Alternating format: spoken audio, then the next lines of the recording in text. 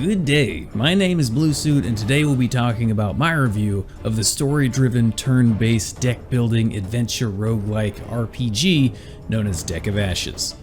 Deck of Ashes' opening monologue tells about the world's most vicious bandit gang, the Outcasts, and how their greed led to their encounter with Lady Death and the destruction of the Ash Box and the subsequent curse that befell all of humanity. The story begins years later as you play one of the four outcasts on a journey to defeat Lady Death and break the curse. Overall, the story is pretty good with a few predictable twists and turns, but the efforts made are heavily undermined by the unmutable voiceover quality. I don't have a lot of bad things to say about Deck of Ashes, but the voice acting definitely leaves a lot of room for improvement, both in the cutscenes and especially in the battles, where you're hearing the same few lines of dialogue over and over again. The older I got, the more I wanted to knock out this lie, anger, and hatred from them.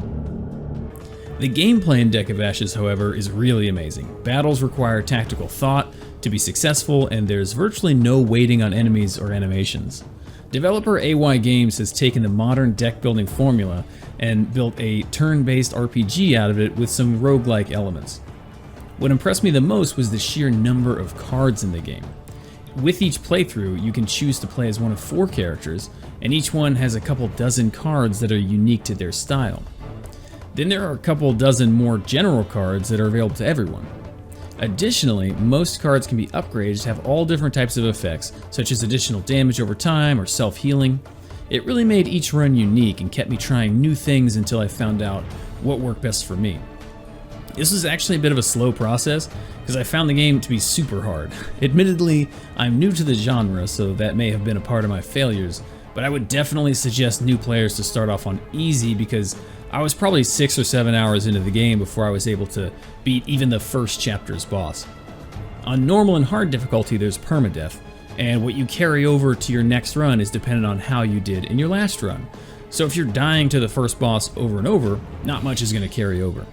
It definitely felt punishing for a while, but that's a hallmark of the roguelike genre, and now that I can get further on the higher difficulties, I actually feel like I accomplished something.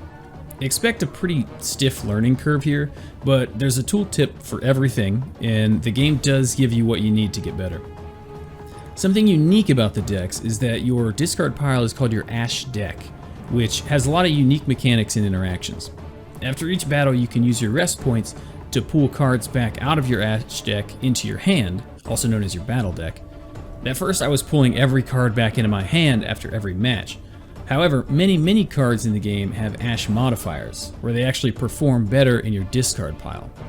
Once I picked up on this, it opened the door for some crazy interactions. Lucia, the fire mage, was able to heal herself for triple the total number of burn stacks on the enemy team. The burn proc could crit, and each crit would cause 4 additional burn stacks. Combined with a character trait that decreased enemy damage output by the total number of burn stacks, I felt completely unstoppable, and it got my head spinning about how strong the other characters could be with the right cards. Deck of Ashes takes place on a world map that grows in size with each passing chapter. On it you can find battles, resources, events, and treasure, but my favorite was definitely the dungeons.